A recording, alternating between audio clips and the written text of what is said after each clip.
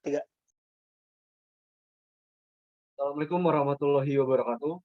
Kami dari kelompok 4 ingin mempresentasikan hasil diskusi dari kelompok kami dengan judul Peran Lembaga Keuangan terhadap terlaksananya kebijakan moneter di Indonesia. Sebelum itu, izinkanlah saya memperkenalkan diri terlebih dahulu. Saya Diadi Kanda BKL, lalu ada rekan saya Amartya Dian, lalu ada Dianisa Safina, dan ada Timotius Niko Saputra.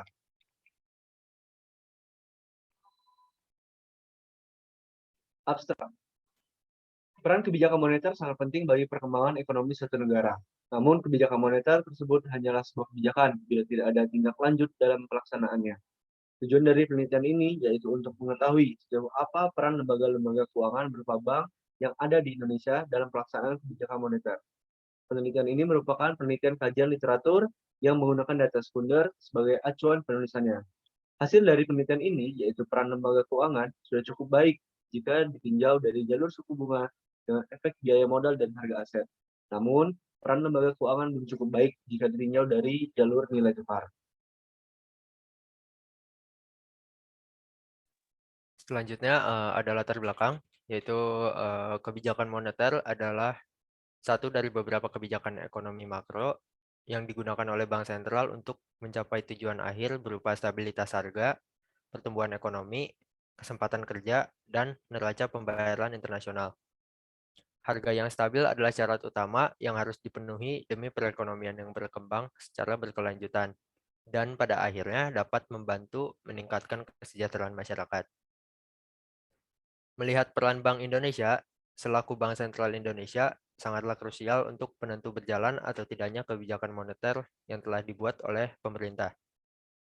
Maka Bank Indonesia secara tidak langsung juga membutuhkan kerjasama yang baik dengan lembaga keuangan berupa bank-bank lainnya yang ada di Indonesia. Oleh karena hal itu, penulis mengambil topik yaitu peran lembaga keuangan terhadap terlaksananya kebijakan moneter di Indonesia.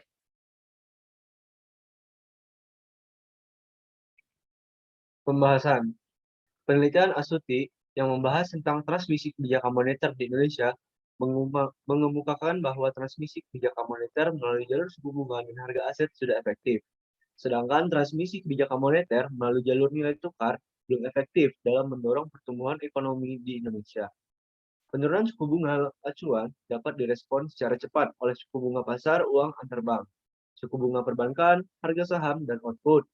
Nilai tukar juga dapat merespon dengan cepat terhadap perubahan suku bunga, tetapi perubahan nilai tukar belum mampu mempengaruhi ekspor neto dan meningkatkan output. Penelitian ini menggunakan data time series bulan periode Agustus 2016 sampai dengan Desember 2018 dengan menggunakan analisis factor auto regression atau FAR. Baik, selanjutnya ada kebijakan melalui jalur suku bunga. Respon suku bunga pasar uang antar bank terhadap perubahan suku bunga BI 7DRR atau BI 7-day repo rate adalah positif dan permanen. Artinya, jika suku bunga BI 7DRR mengalami goncangan, kenaikan maupun penurunan, diikuti oleh suku bunga pasar uang antar bank dengan arah perubahan yang sama baik dalam jangka pendek maupun jangka panjang. Berikut adalah tabel analisis IRF melalui kebijakan jalur suku bunga. Berikutnya ada kebijakan melalui jalur harga aset.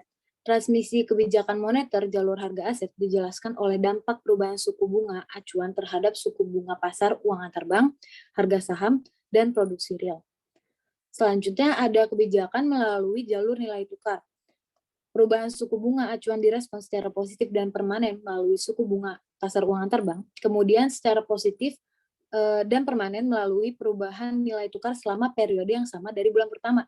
Respon cepat nilai tukar terhadap perubahan suku bunga acuan dapat meningkatkan efektivitas transmisi kebijakan moneter melalui jalur nilai tukar Indonesia.